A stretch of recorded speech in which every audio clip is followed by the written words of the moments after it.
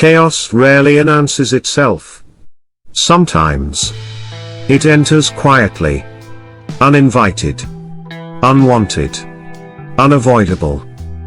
Let me take you to a day when the sky was bright, Olympus glittered like molten gold, and the gods celebrated a wedding that should have been remembered for joy. Instead, it became the spark that set the world ablaze. It was the grandest wedding the immortals had hosted in centuries. The mortal hero Peleus was to wed Thetis, the sea nymph whose beauty rivaled the moon's reflection upon calm waters.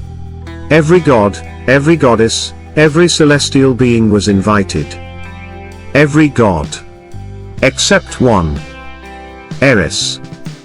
The goddess of strife. The embodiment of discord. Her absence was intentional. Because wherever Eris walked, friendships broke, families fractured, and kingdoms crumbled. As the feast reached its height, golden goblets overflowing, Apollo's lyre echoing across the hall. A sudden cold wind swept through the celebration. Torches flickered. Laughter halted. And there, in the doorway, stood Eris, wrapped in shadows, her eyes burning with insult and vengeance. In her hand, she held a single object. A golden apple. Shining, polished, perfect. Etched with 3 simple words. To the fairest. Without a word, Eris threw the apple into the center of the gathering. The golden fruit spun across the marble floor, glinting under divine light. Until it stopped at the feet of Hera, Athena, and Aphrodite. 3 goddesses. 3 embodiments of power. 3 rivals. The moment the apple touched the ground, destiny itself shifted. Hera, queen of the gods, regal, commanding, the very embodiment of sovereignty. Athena, the goddess of wisdom, strategy, and war. Unmatched in intellect, unchallenged in battle. Aphrodite, goddess of beauty and desire, radiant like dawn itself. The 3 stared at the apple. Then at each other. A crack of tension echoed through Olympus like thunder. Hera spoke first. Her voice carried the cold authority of a queen. This apple is mine. None surpass me. Athena stepped forward, her grey eyes sharp as a blade. You rule, Hera, but beauty, grace, perfection, those belong to wisdom, and to me. Aphrodite responded with a soft laugh, sweet as honey. Wisdom is admirable, sovereignty respectable, but beauty? Beauty conquers all. The apple is mine. The hall trembled. Each goddess called upon the gods as witnesses, demanding Zeus to judge. Zeus lifted his hand to silence the rising storm. But the king of the gods was no fool. Whichever goddess he chose, the other 2 would become his eternal enemies. So he refused to choose. Instead, he appointed a judge. And not a god. Not a titan. Not a hero of Olympus.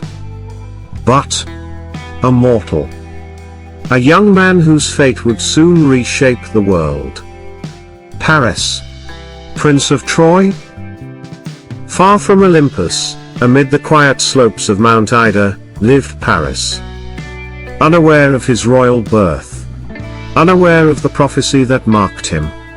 Unaware that kings and gods would soon speak his name with fear.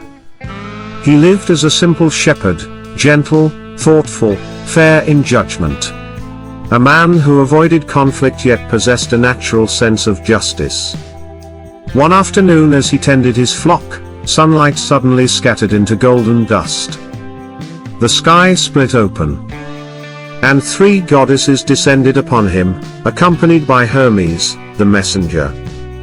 Paris fell to his knees, trembling, but Hermes raised him. Paris, son of Troy. Zeus commands you to judge which goddess is the fairest. The young shepherd pale.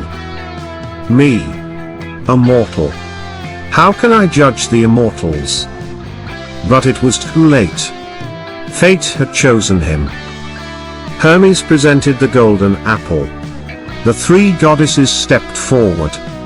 Smiling, Paris had no idea he was stepping into a trap woven by destiny. Hera's offer.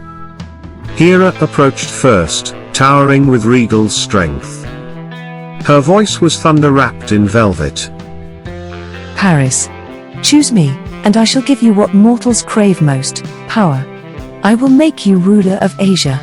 No kingdom will rival yours. Her words painted visions of cities bowing, armies kneeling, thrones waiting. Paris swallowed, but said nothing. Athena's offer. Athena stepped forward, her armor glinting. Choose me, Paris, and I will grant you unmatched wisdom, victory in battle, glory that echoes through centuries. She showed him visions of triumph, Paris leading armies, strategizing battles, his name etched in history. Again, Paris remained silent. Aphrodite's offer. Finally Aphrodite walked toward him. Her presence was softness and fire intertwined, a warmth that melted the mountain wind. She whispered, Paris, choose me, and I shall give you the greatest gift of all, love. I will give you the most beautiful woman on earth. Paris's breath caught. The goddess leaned closer, voice like silk. Her name is Helen. Time stopped. Helen of Sparta, wife of King Menelaus. The jewel of Greece. The face poets admired, kings respected. No soldier could win her. No empire could possess her. But Paris could. With Aphrodite's help. And in that moment, a young shepherd made a decision that would drown nations in blood. Paris lifted the golden apple. Hera's eyes narrowed. Athena's jaw hardened. Aphrodite smiled. Paris stepped forward. And placed the apple into the hands of the goddess of love. Aphrodite. The air trembled. Fate shuddered. The world shifted. Hera's fury was volcanic.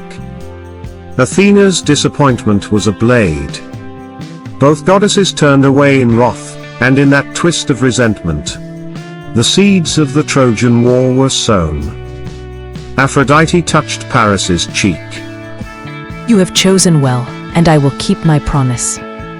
Across the Aegean Sea, in Sparta, Helen lived as queen. Even among the royals of Greece, her beauty was ethereal, a living flame of grace, charm, and allure. Menelaus, her husband, honored her. But no love, no marriage, could override the will of the gods. Aphrodite appeared to Helen in dreams, whispering of a stranger from Troy. Of a love destined to rise. And destined to destroy. Helen's heart stirred, not by her own will, but by divine design. And so destiny prepared to bind two souls. At the cost of thousands, Paris returned home, unaware that his decision had changed his kingdom's fate. King Priam welcomed him with open arms. Queen Hecate felt unease, a faint echo of the prophecy that once condemned her son. But for a moment, Troy rejoiced in his return.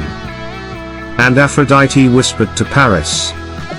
Now, go to Sparta. The judgment was made. The apple chosen. The path carved. Paris would sail to Greece. Helen would leave Sparta. And the greatest war in ancient history would ignite. But all wars start with a single moment. A single decision. A single apple. And thus ends the tale of the judgment of Paris, the spark that would burn the world of heroes. The next chapter. Helen's abduction. And the wrath of Greece.